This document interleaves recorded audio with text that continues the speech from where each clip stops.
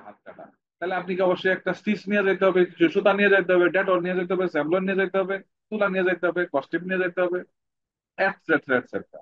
কিন্তু যদি বলে যে ভাই ওর তো পেটে ব্যথা, তাহলে তো আপনার আসলে স্যাভলন নিয়ে যাওয়ার দরকার নাই। মানে মানে প্রথম শ্রেণী যেটা বললাম এরকম, যে প্রিলিমিনারি অ্যাসেসমেন্টের উপর বেস করে আপনাকে ঠিক করতে হবে যে আপনার এখানে টুল কি কি টুল লাগবে, এবং ডিফাইন দ্য মেথোডোলজি, কোনটা আগে করবেন, কোনটা পরে করবেন, কোনটা প্যারালালি করবেন, কোনটা কখন করবেন, কোনটা কে করবে, ইত্যাদি। যেটা সবচেয়ে বেশি দরকার সেটা হচ্ছে যে কোনো কম্পিউটার ফরেন্সিকের জন্য আপনার একটা কম্পিউটার ফরেন্সিক ওয়ার্ক স্টেশন লাগবে, মানে একটা পিসি লাগবে with high powers. That forensic work station is sometime call the forensic tower. আপনি গুগলে সার্চ দিয়ে দেখবেন যে ফরেন্সিক টাওয়ার নামে প্রচুর কম্পিউটার আছে, which are built dedicated to perform the forensic investigation.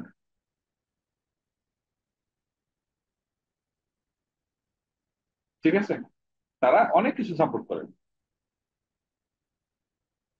অনেকগুলো ইন্টারফেস আছে, অনেক টাইপের ইন্টারফেস আছে, এবং কিছু কিছু ফরেনসিক টাওয়ার আছে যেগুলো পাসওয়ার্ড ক্র্যাক করার জন্য ইউজ করতে হয়। যেমন এমন একটা সিচুয়েশনে পড়ছেন যে ল্যাপটপ তো পাইছি কিন্তু ল্যাপটপের মালিক তো পলাই গেছে, এখন তো আমি ইউজার নেম পাসওয়ার্ড পাচ্ছি না, আর এই ল্যাপটপের মধ্যে ঢুকতেও পারতেছি না, আমি কোনো টুলও ইনস্টল করতে পারতেছি না, আমি এটার ভিতরে থেকে ডাটা ওকে কপি করতে পারতেছি, এই এক ঝামেলা। আচ্ছা, আমাদের নর্মাল কম্পিউটারকে যদি আমরা কম্পিউটার ফরেনসিক টাওয়ার বানাইতে পারবো না? না, নর্মাল কম্পিউটার ফরেন্সিক বানানো যায় না, এগুলো পারপোজফুলি বিল্ড। আপনার একটা জিনিস চিন্তা করেন, যে আপনার ল্যাপটপের মধ্যে যদি আমি একটা হার্ড ডিস্ক লাগাই, এই হার্ড ডিস্কের মধ্যে রাইট করা যায়, আমি আমার ল্যাপটপ থেকে একটা জিনিস হার্ড ডিস্কে কপি করতে পারি, এবং একটা হার্ড ডিস্ক থেকে কপি করে ল্যাপটপে নিয়ে আসতে পারি। Both way is possible. কিন্তু ফরেন্সিক ইনভেস্টিগেশনের জন্য যে টাওয়ার গুলো ইউজ করা হয়, এগুলোতে হার্ড ডিস্ক লাগালে পরে শুধুমাত্র হার্ড ডিস্ক থেকে আপনি ডাটা এখানে নিয়ে আসতে পারবেন, হার্ড ডিস্কে কোনো ডাটা পুট করতে পারবেন না, এটা অটোমেটিক্যালি লক হয়ে যাবে, যেটা আমার ল্যাপটপে সম্ভব না। আমি কি বুঝাতে পারছি ভাই? আহ, জি। আহ, মানে ওই ফরেনসিক টাওয়ারের যে সফটওয়্যার গুলো থাকে ওগুলা কি আমরা নর্মাল কম্পিউটারে ইনস্টল করে আহ, মানে কাজ চালাতে পারবো না? ধরেন হ্যাঁ, কাজ হার্ডওয়্যার। চালাতে পারি for learning, but it will not admissible into the court. আচ্ছা। এটা কোর্টে আপনার কোনোভাবে ভ্যালিড হবে না। আপনার যে আসামি, আসামি যদি বলে যে এটা একটা পার্সোনাল ল্যাপটপ ইনভেস্টিগেশন করা হয়েছে, আমি প্রিটি শিওর যে এই ল্যাপটপের মধ্যে ম্যালওয়্যার আছে এবং ম্যালওয়্যার দিয়ে আমার ল্যাপটপের ডাটা, আমার হার্ড ডিস্কের ডাটা চেঞ্জ করেছে, আপনি এটা প্রমাণই করতে পারবেন না যে আপনি কিছু করেন নাই। যখন আপনি প্রমাণ করতে পারবেন না, দেন ওই লোক খালাস।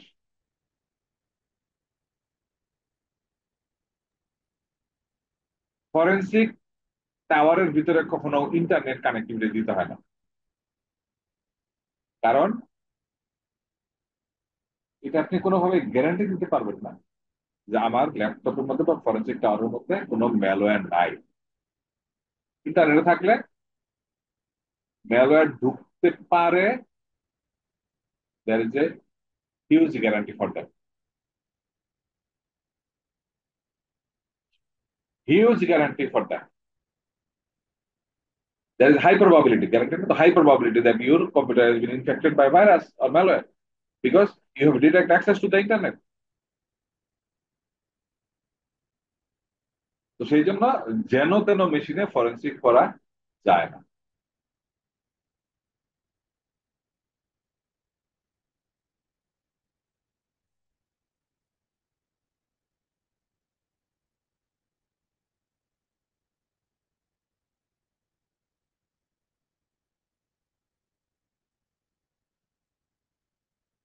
ঠিক আছে, আচ্ছা। বিল্ড দ্য ইনভেস্টিগেশন টিম, এই যে আমি একটু আগে বলতেছিলাম যে একটা ইনভেস্টিগেশন টিম আপনাকে ফর্ম করতে হবে, আপনি একা সবকিছু করতে পারবেন না। হয়তো এরকম হতে পারে যে আপনি কম্পিউটারের হার্ড ডিস্কের ফরেন্সিক করতে পারেন, খুব ভালো এক্সপার্ট আপনি, ইউএসবি স্টিকের হার্ড ডিস্ক ফরেন্সিক করতে পারেন, বাট আপনার মেমোরি ফরেন্সিক করার অভিজ্ঞতা খুব কম। তাহলে মেমোরি ফরেন্সিক করার জন্য আপনাকে একটা মেমোরি ফরেন্সিকের এক্সপার্ট লাগবে। অথবা আপনি বলেন যে উইন্ডোজের জন্য আমি খুব ভালো, বাট আমি কখনো ম্যাকের করি নাই।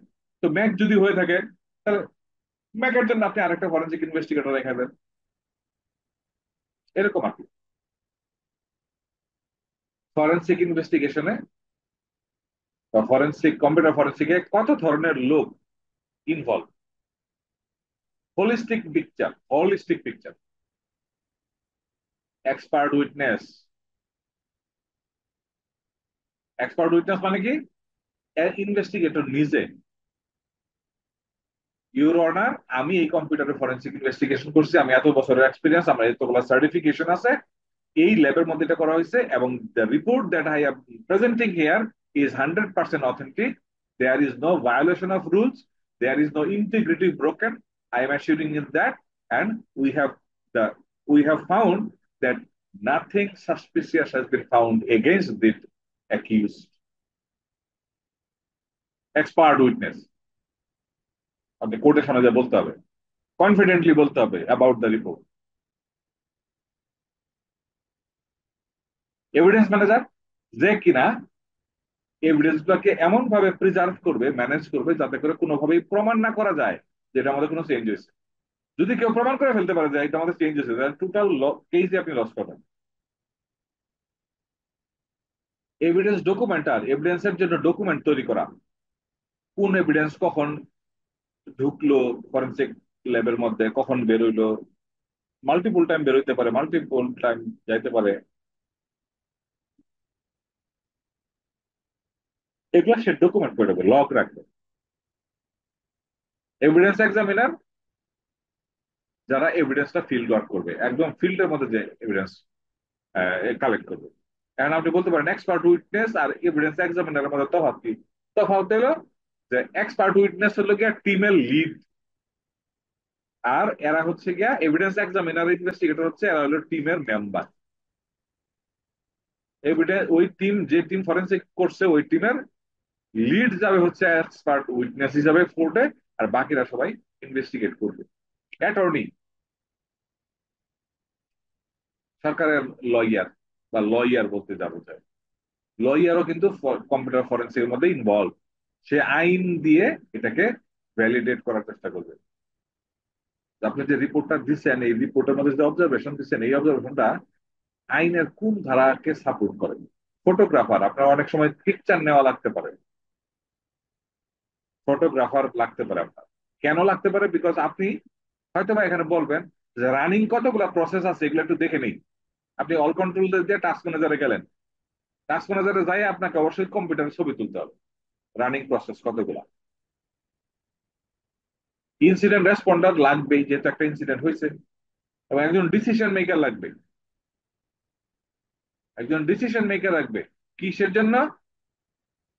যে কিনা আপনাকে বলবে যে okay, let's go for the investigation. ঠিক আছে? এবং ইনসিডেন্ট অ্যানালাইজার, ইনসিডেন্টটা হয়েছে এবং এটার ইম্প্যাক্টটা কেমন। এই কয়েকজন লোক, এই 9 জন লোক আমাদের খুব ইম্পর্টেন্ট কম্পিউটার ফরেন্সিক ইনভেস্টিগেশন। তার মধ্যে একটা ওই এক্সপার্ট উইটনেস আর এভিডেন্স এক্সামিনার, এই দুইজন হচ্ছে টেকনিক্যালি স্কিল্ড, আর বাকি সবাই documentation and administrative and laws. আমরা আগেই বলছিলাম যে আমাদেরকে ফরেন্সিক এক্সামিনেশন করতে গেলে অবশ্যই পলিসি এবং প্রসিডিওর, লোকাল পলিসি এবং প্রসিডিওরটা আমাদেরকে জানতেই হবে। ওই প্রসিডিওরটা জানলে পরে আমি বুঝতে পারবো যে আমাকে কিভাবে কাজটা করতে হবে, আমার কোনো লিমিটেশন আছে কিনা, আমার কোনো ক্লিয়ার ডিরেক্টিভ আছে কিনা। অ্যাজ এন এক্সাম্পল, যে আমাদের দেশে ফরেন্সিক করতে গেলে সবসময় ফরেন্সিক টাওয়ারে করতে হবে, কোন জায়গায় আপনি ওই সফটওয়্যার বেস কোনো কিছু করা যাবে না, it should be hardware base.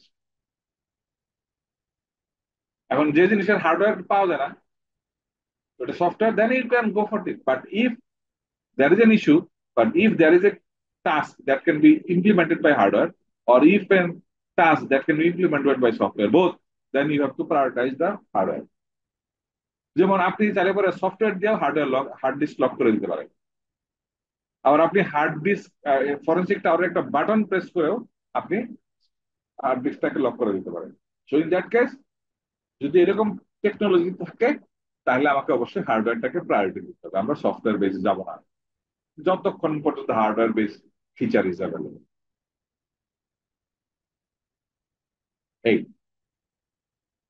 Forensic লর মধ্যে আরো কিছু আছে, এগুলো সবই হচ্ছে কি আপনার ইউএস ল। 18 1029 ফ্রড রিলেটেড।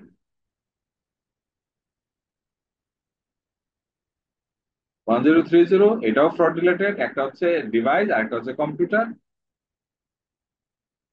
ম্যালেশিয়াস অ্যাক্টিভিটির জন্য হচ্ছে 3161। এভিডেন্সের জন্য হচ্ছে 402। অথেন্টিকেশন অথরাইজেশনের জন্য হচ্ছে অথেন্টিকেশন আইডেন্টিফিকেশনের জন্য হচ্ছে 1901। এভিডেন্সের ক্যারেক্টারের কন্ডাক্ট অফ উইটনেসের জন্য হচ্ছে 608। ইমপিচমেন্টের জন্য হচ্ছে 609। অ্যাটর্নি রিলেটেড যত কাজ আছে সবগুলো হচ্ছে রুল 502। এগুলো একটা স্যাম্পল দিচ্ছে আপনার। এই স্যাম্পলের মধ্যে বলা আছে যে এভিডেন্স যখন আপনি কারেক্ট করবেন, আপনি যখন ফরেন্সিক করবেন, তখন আপনাকে কি কি জিনিস মেনে চলতে হবে। আপনি কি ফ্রড ইনভেস্টিগেট করতেছেন? If it is related to fraud, then you have to follow the 1030 or 1029। প্রত্যেকটা স্পেসিফিক ইউজ কেসের জন্য একটা করে ল আছে। Based on that we need to act. এটা আমেরিকার জন্য, এটা বলে দিছে যে this are the law.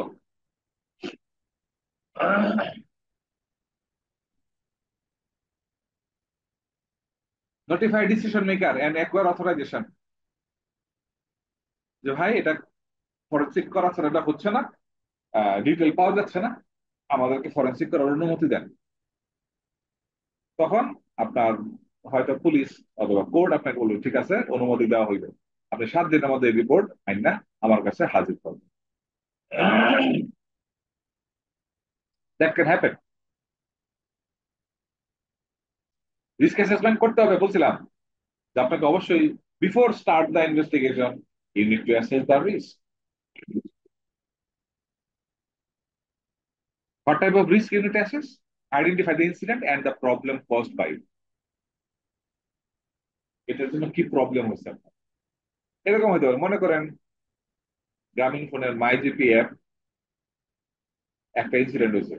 Risk assess করবো কি, what is the problem. Problem হচ্ছে কেউ রিচার্জ করতে পারতেছে, as an example.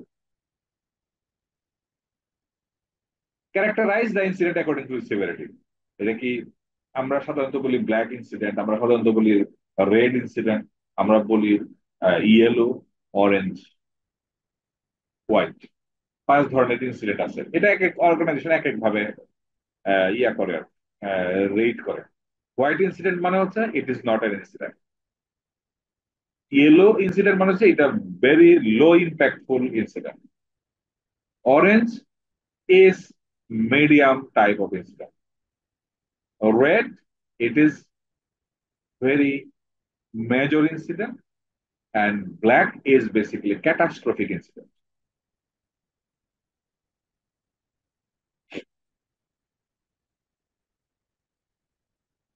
Determine the data loss. Data loss হচ্ছে, yes. What is the risk?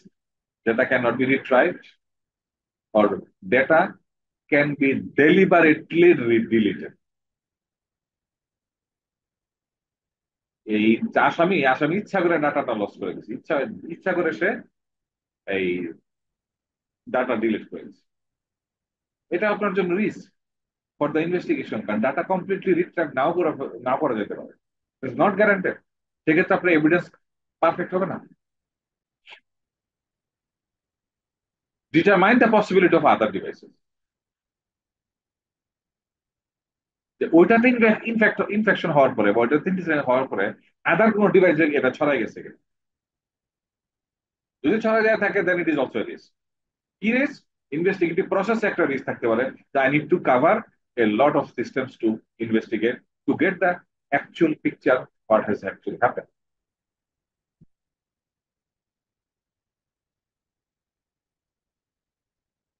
এবং immediately you have to stop communicating with others from this computer. Computer network দিয়ে বের করে নিয়ে আসতে হবে। Sorry, build and computer investigation tool kit. যে আমরা একটু আগে বলছিলাম যে আপনার অবশ্যই একটা টুল কিট তৈরি করতে হবে, যে কি কি টুল আপনার লাগবে based on that scenario. based on that constant, based on the context, and based on the investigation requirement. A laptop, computer with appropriate software and tools, operating system should be patched, application media, write protected backup device, blank media, and basic networking equipment and cables.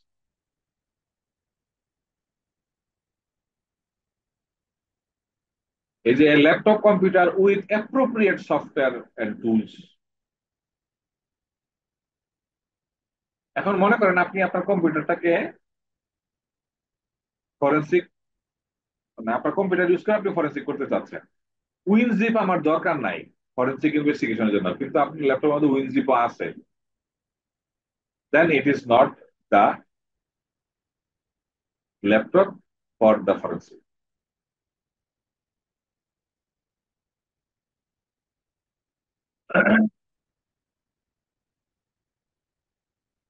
Steps to prepare computer forensic investigation. আচ্ছা, এগুলো আমরা আগেও বলছি, তারপর আবার একটু বলি। সেটা হচ্ছে ইনভেস্টিগেশন যখন আমাদের করতে হবে, standard evidence handling procedure maintain করতে হবে।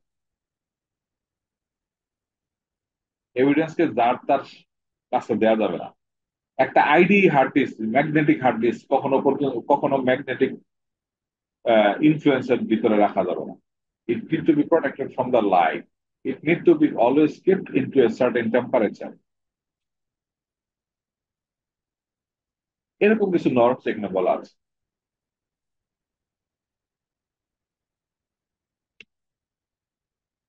আচ্ছা, try to unlock password protected or encrypted file. আপনি যখন ফরেন্সিক করতে যাবেন, দেখবেন যে যারা দুষ্ট লোক তারা তাদের সিক্রেট ফাইলগুলোকে সবসময় লক করে রাখে, এগুলো আনলক করতে হবে, এনক্রিপ্ট করে রাখে, এগুলোকে ডিক্রিপ্ট করতে হবে। তারপর ওই ল্যাপটপ থেকে তাদের ইমেল অ্যাড্রেস, তারা কোন ইমেল চেক করে, ফেসবুক চেক করে কিনা, তাদের এই আহ, তারা কোন কোন সাইট ব্রাউজ করছে, ইত্যাদি ইত্যাদি। ঠিক আছে, what are the changes has been made, what are the softwares are being installed, কি কি সফটওয়্যার ইনস্টল করা আছে, কোন ফাইল ডিলিট করছে কিনা,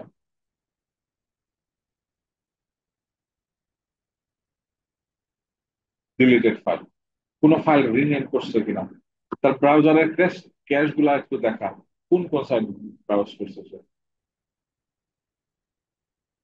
কোন ফাইলের এক্সটেনশন লেখা আছে ডক, এটা আসলে ডক ফাইল না, এটা আসলে এক্সেল ফাইল,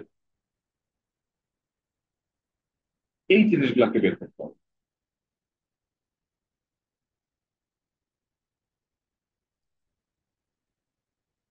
মেথোডোলজি গুলোকে সে একটা চিত্রের মধ্যে করে বুঝাই দিচ্ছে। ঠিক আছে, মেথোডোলজি টোটাল একটা চিত্রের মধ্যে এই যতগুলা পড়লাম আমরা সবগুলা মাজেজা হচ্ছে এখানে। স্যার একটা কোশ্চেন, অপশন, হ্যাঁ প্লিজ।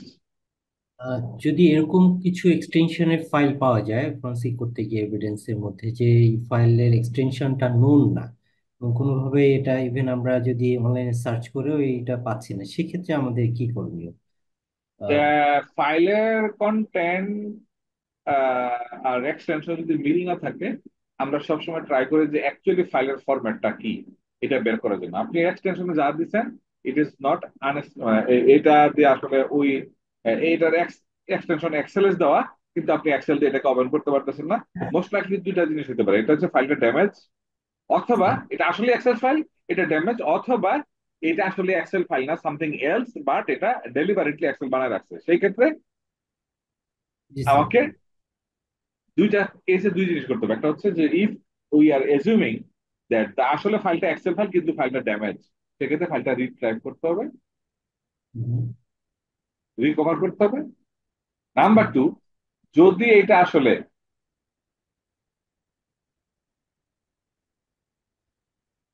যদি এটা আসলে এক্সেল ফাইল না হয়, সেক্ষেত্রে ফাইলের মেটা ডাটা আমাকে দেখতে হবে। মেটা ডাটার মধ্যে লেখা থাকে যে অ্যাকচুয়ালি ফাইলের কন্টেন্টটা কিরকম। জি, ঠিক আছে, স্যার মেটা ডাটা বুঝতে অ্যানালাইসিস আমরা আমরা দেখবো how to analyse the meta data off A file. Sir, এরকমের হয় যে সামটাইমস যে হ্যাকার বা মানে এক্সপ্লয়েট যে করলো সে যদি এরকম চিন্তা করে যে তার নিজস্ব নামেই কোনো একটা ফরম্যাট সে তৈরি করলো, এক্সটেনশনটা তৈরি করে দিল, সেক্ষেত্রে গ্লোবালিও আমরা ওই এক্সটেনশনটা পাচ্ছি না ওই ফাইলগুলিকে, এবং সেটা প্রোটেক্টেড হয়, সেক্ষেত্রে ওই ফাইলগুলিকে রিড করার জন্য কি ব্যবস্থাপনা স্যার? আমরা আমরা ফাইলের হেক্স ডাম নিতে পারি না, আমরা ফাইলের হেক্স ডাম নিতে পারি। ফাইলের হেক্স ডাম নিয়ে হেক্স ডামকে আমরা পরে এইখান থেকে কোনো একটা কিছু বের করার চেষ্টা করা যাইতে পারে। যে আমার একটা এক্সটেনশন দেওয়া আছে, যে এক্সটেনশনটা তার নিজের, এবং এই ফাইলের ফরম্যাটটা শুধুমাত্র ওই বুঝে, আর কেউ বুঝে না, এবং এটা হ্যাঁ গ্লোবাল কোনো এক্সটেনশনের ফরম্যাটও পাওয়া যাচ্ছে না। That it sir. Is a severe thing, that it is a severe thing. ঠিক আছে, তখন আমরা we need to go for the metadata analysis and something, কখনো কখনো স্যার metadata গায়ে লেখা থাকে which application has been used to write this file, অ্যাপ্লিকেশনের নামও লেখা থাকে। সবসময় লেখা থাকে ব্যাপারটা এরকম না, কোনো কোনো ক্ষেত্রে লেখা থাকে। যেমন ছবি যখন আপনি এডিট করেন, ছবির ক্ষেত্রে লেখা থাকে যে এই এই ছবিটা কোন ক্যামেরা দিয়ে তোলা হচ্ছে, এই ছবিটা কোন কোন ইনফরমেশন। ইয়া দেওয়া, যেমন লাইক ফটোশপ দিয়ে করা হয়েছে কিনা, ইলাস্ট্রেটর দিয়ে করা হয়েছে কিনা, এবং if it is Photoshop then what is the version, etcetera etcetera. একটা দুইটা ক্লু পাওয়াই যায়। বুঝতে পারছি। তার মানে সেক্ষেত্রে স্পেসিফিক ওই মানে এক্সটেনশনটাকে রিড করার জন্য যেটা দিয়ে রাইট করা হচ্ছে ওই জাতীয় সফটওয়্যার, ওই সফটওয়্যার ছাড়া অন্যটা দিয়ে আসলে মনে হয় না এটাকে খোলা যাবে। না, হবে না এরকম। হুম, হ্যাঁ, ওই সফটওয়্যার ছাড়া অন্য কোনো কিছু হবে না। That is true. বুঝতে পারছি স্যার। সার্চ ওয়ারেন্ট, আমরা জানি হোয়াট ইজ সার্চ ওয়ারেন্ট এবং how what to take. Search warrant একটা স্যাম্পল দিছে এখানে, যে this is how the American peoples or American attorneys issue the search warrant. আপনি উইদাউট ওয়ারেন্টও সার্চ করতে পারেন, আপনি উইদাউট ওয়ারেন্টও সার্চ করতে পারেন। দুইটা কেসের জন্য। একটা কেস হচ্ছে যে আমি যদি সার্চ ওয়ারেন্টের জন্য বসে থাকি, যে কখন সার্চ ওয়ারেন্ট আমাকে ইস্যু করা হবে, then I will start investigating. ততক্ষণে আমার ল্যাপটপের চার্জ শেষ হয়ে যাবে, আমি এভিডেন্স লস্ট করব, then search warrant may not require.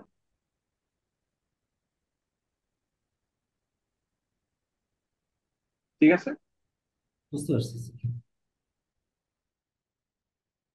আচ্ছা, এবার evaluate and secure the scene. Forensic photography, photography আপনার তুলতে হবে, ছবি তুলতে হবে। আপনি একটা বাসায় ঢুকছেন, ঢুকার পরে আপনি দেখছেন যে একটা লোক একটা ল্যাপটপের মধ্যে বসে কাজ করতেছে, এবং তাকে আপনি খুঁজতেছেন। এই লোক পলাই গেল হঠাৎ করে, এবং ল্যাপটপটা রাইখা গেছে। ল্যাপটপটা যে অবস্থায় রেখে গেছে, এবং এটার আশেপাশে এই ল্যাপটপের সার্কামস্টেন্সেস মধ্যে যা আছে, রিলিভেন্ট যা কিছু আছে, সবই আপনার ছবি তুলতে হবে। ল্যাপটপের ছবি তুলবেন, ডাইনে বামে ল্যাপটপের স্ক্রিন, ল্যাপটপের স্ক্রিনের উপরের সাইড, কিপ্যাড, এর পাশে একটা মাউসের কানেকশন সেটা, একটা পাওয়ার কানেকশন সেটা, একটা এক্সটার্নাল হার্ড ডিস্ক কানেক্টেড সেটা, আরেকটা এক্সটার্নাল হার্ড ডিস্ক পরে আছে পাশে ডিসকানেক্টেড, একটা মোবাইল ফোনও থাকতে পারে সাথে। এগুলো সব আপনি ছবি তুলে রাখবেন।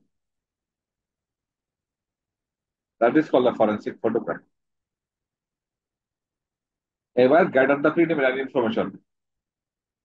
ঠিক আছে, যেটা প্রিলিমিনারি সিন, কি দেখলাম, কি পাইলাম, কি ছিল, কি ছিল না,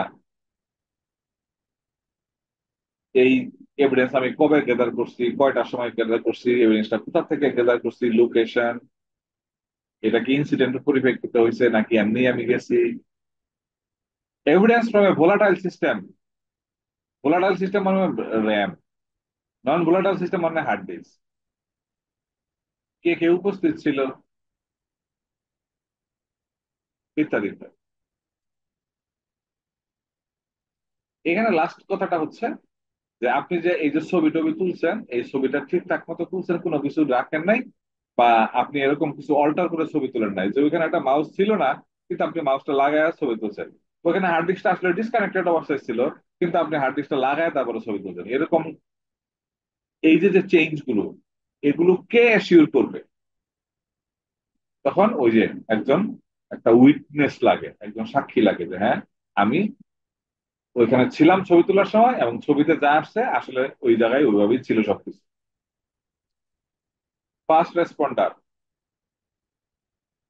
মানে হচ্ছে যে আপনার এই কাজগুলো যে করবে তাকে আমরা বলি first responder. Computer forensic investigation next কি হলো আমাদের? Collect the evidences. এবার আমাদের এভিডেন্স কালেক্ট করার সময়, now we are collecting the evidences. এটাই কিন্তু investigation process.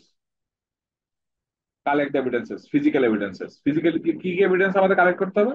Actually relevant to this computer, everything you need to collect. This is the formula. Even if you feel that যে এই ল্যাপটপটা একটা ইন্টারনেট ব্রডব্যান্ড কানেকশনের সঙ্গে এপির সঙ্গে কানেক্টেড ছিল, সেই এপিইউ আপনার ফরেনসিকের পার্ট ক্যান বি, আমি বলতেছি না যে মাস, ক্যান বি। তো ওইটারও আপনার স্কোপের মধ্যে নিয়ে আসতে হবে। এবং এখানে একটা লিস্টও দিয়ে দিচ্ছে, আপনি দেখেন বাম পাশে, যেহেতু রিমুভেবল মিডিয়া মানে হার্ড ডিস্ক, এখানে যদি কোনো ইউএসবি কেবল থাকে, কোনো বই যদি থাকে, এনি আদার কম্পিউটার অথবা কম্পিউটার ইকুইপমেন্ট, ইভেন এরকম হইতে পারে যে ওদের যে বিন, এই বিনের মধ্যে কিছু ফেলে রাখছে কিনা এটাও দেখতে হবে।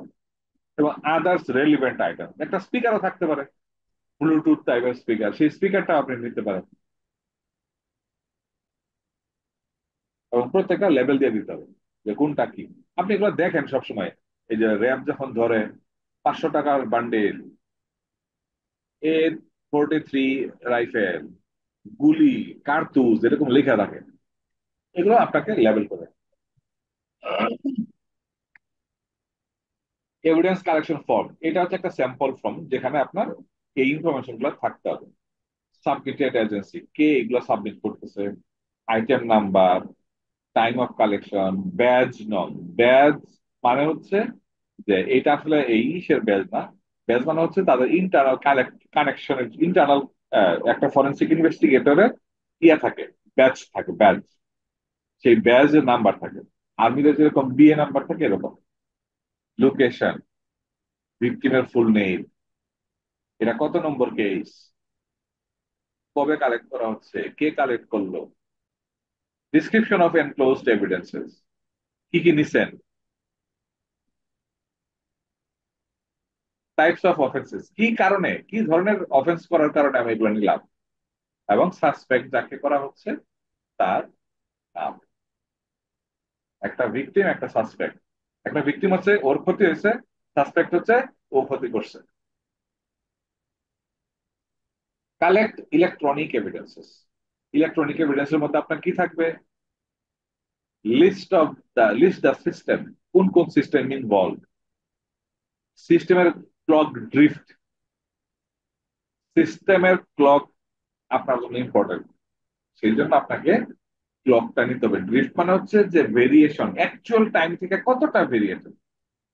দেখুন 9টা 5, 9টা যখন অ্যাকচুয়ালি 9টা 5 মিনিট 10 সেকেন্ড, এই কম্পিউটার তখন টাইম দেয় 9টা 5 মিনিট 9 সেকেন্ড,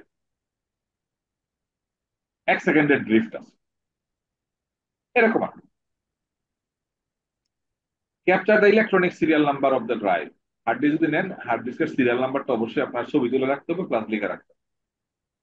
ঠিক আছে? ফর ইচ সিস্টেম, প্রত্যেকটা সিস্টেমের মেমোরির ফরেনসিক করতে হবে, মেমোরির ডাম্প নিতে হবে। পিপুল, সবার সাক্ষী নিতে হবে। হার্ড ডিস্ক, রাইট প্রোটেক্ট করতে হবে।